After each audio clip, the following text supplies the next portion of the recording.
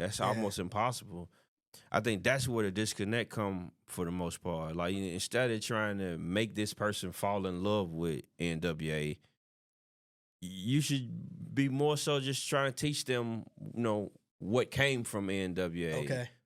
Because I don't think there is a way for. I mean, you got to consider, them particularly. That's when you could curse on the radio. Yeah. That's before parental advisory stickers. Well, there's two things though. They were cursing in their music, obviously, and they had the parental advisory, but they still weren't allowed to curse on the radio. Those hip hop wasn't even played on the radio the way it is today. Right. You might have got it on a big show on a weekend, Exactly, and then you were going to hear an edited version. But that's what I mean. Yeah, The times are extremely different. Like for them, I think. Again, I think the disconnect is when you're trying to make them become fans of it. Like, you expecting, now he going to go listen to NWA albums. Right. I think what they need from that, you kind of got to treat it like a history book.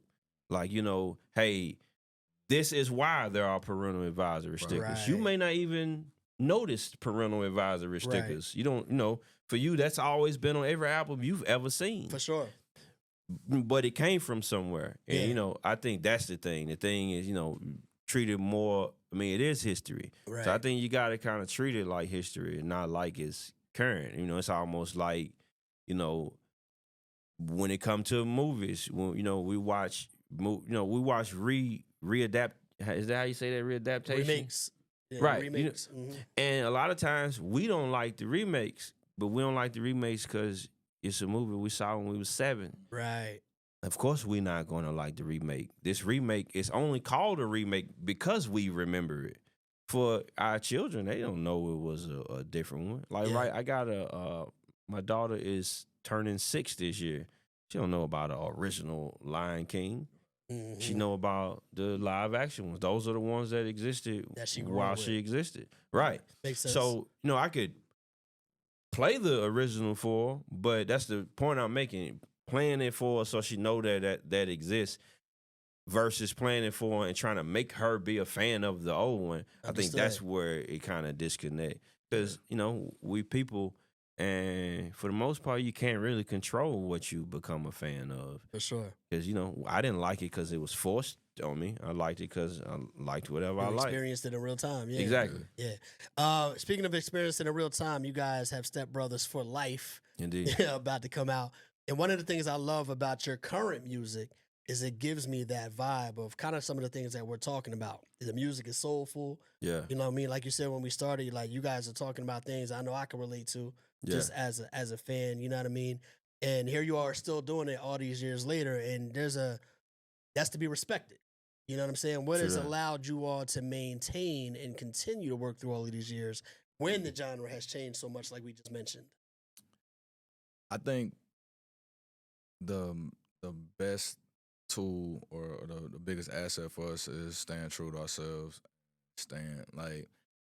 If you are yourself and you're comfortable within yourself, you will always be current.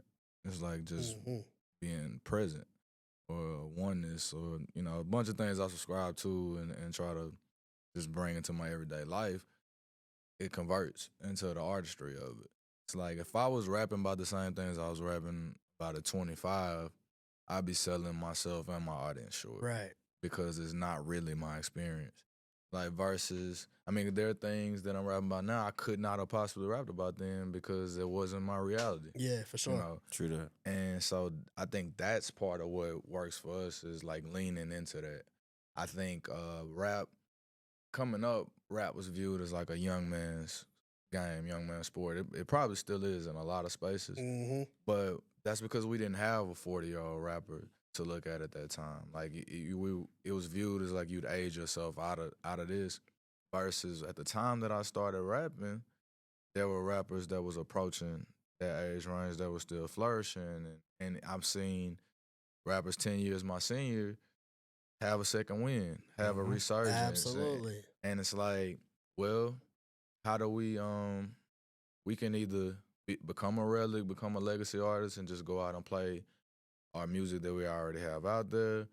But as creatives, in order for us to keep it going, it's not, I don't call it a reinventing ourselves. It's just presenting, the current form. I love that.